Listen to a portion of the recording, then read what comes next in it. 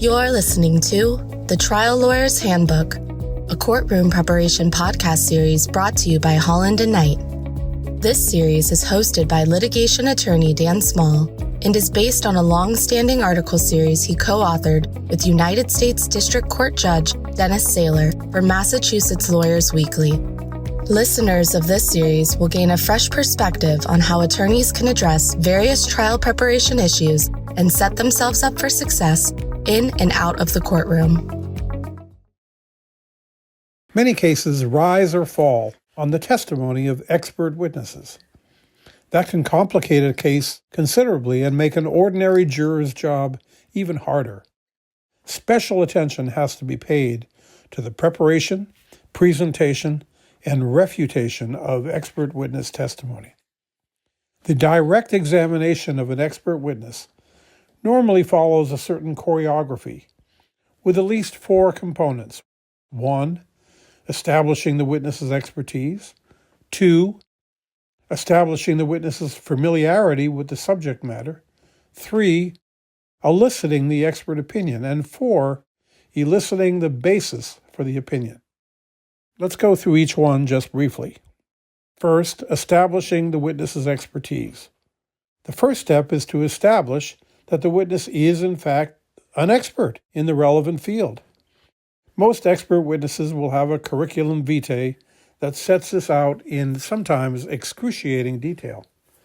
Typically, the CV includes formal education, training such as internships and fellowships, experience in both the general area and the specific focus of the case, honors, awards, and prizes, membership in professional organizations, and recognitions or positions held, publications, papers, and speeches, prior qualification and testimony as an expert witness.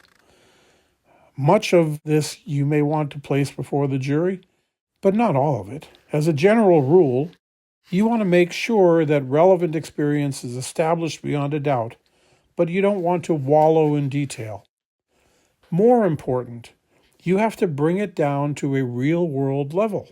For example, listing degrees is nice, but most jurors don't know what it took to get that degree, what it means, or what it qualifies you for. Take the PhD, a common degree for expert witnesses. The term has been in use for almost 200 years. But what does it even mean? Hopefully not the derogative PhD piled high and deep. Actually, it stands for Doctor of Philosophy. But even that's of little help in most litigation.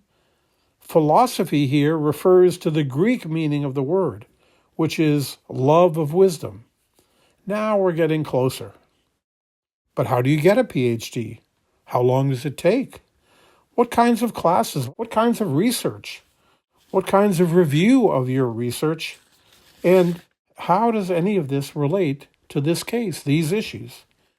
You have to bring it to life, all of it. So, second, establishing familiarity with the subject matter. The second step is to establish that the witness is familiar with the subject matter of the case. This is accomplished by asking questions about what the witness did to familiarize themselves with the case. Normally, the expert will have done things such as review records and deposition transcripts. Sometimes an expert will interview a party. For example, a psychiatrist might interview a defendant who contends he has a mental health condition, or an accident reconstruction expert might visit the scene of the event. Occasionally, expert witnesses will be present at the trial during the testimony of witnesses. Try to think of ways to make your expert's expertise real. If there is a scene, if there is a place, if there is an event, have them go there so they can say, I was there. I saw it with my own eyes. If there's a process or a procedure, have them try to replicate it so they can say, I did that with my own hands. Try to make qualifications and familiarity more than just words on the page. Number 3, eliciting the opinion. The third step is to elicit the opinion. This is usually accomplished in 2 questions. Dr. Expert, do you have an opinion as to the time of death? Answer, yes. Question, what is that opinion? Answer, the time of death was between 12 midnight and 3 a.m. The principal reasons for the formal 2-step approach are 1, to make very clear what exactly the witness is opining on, and 2, to permit the opposing party to interpose an objection as to the witness's expertise or basis for rendering the opinion before the actual opinion is delivered. Number 4, eliciting the basis for the opinion. The 4th step, and the most important one, is where the expert states the reasons for the opinion. Dr. Expert, would you please tell the jury the basis of that opinion? Answer, well, I have concluded that the victim died between midnight and 3 a.m. based on 4 pieces of medical and scientific evidence, A, B, C, and D. Question, would you please go through each one of those in detail? Let's start with A, and so on. A good expert witness is a teacher.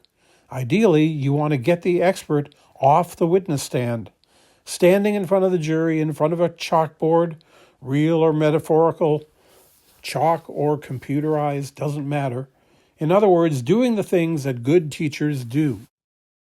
A good expert normally will be allowed to give narrative answers, at least within some reasonable bounds. You should nonetheless assert some degree of control, taking things one topic at a time, asking the questions that the jury might ask, and stopping to explain technical terms or other difficult points. Jargon can either be an obstacle or an opportunity. An opportunity to say, Mr. Expert, let's stop for a minute. Tell us what that really means. Whatever you do, remember, this is your case, and it's your responsibility to make sure that your expert has given testimony that is both clear and persuasive. Thank you for listening to the Trial Lawyer's Handbook, a courtroom preparation podcast series brought to you by Holland & Knight. For more information on courtroom preparation, please email dan.small@hklaw.com or visit hklaw.com/Daniel-Small.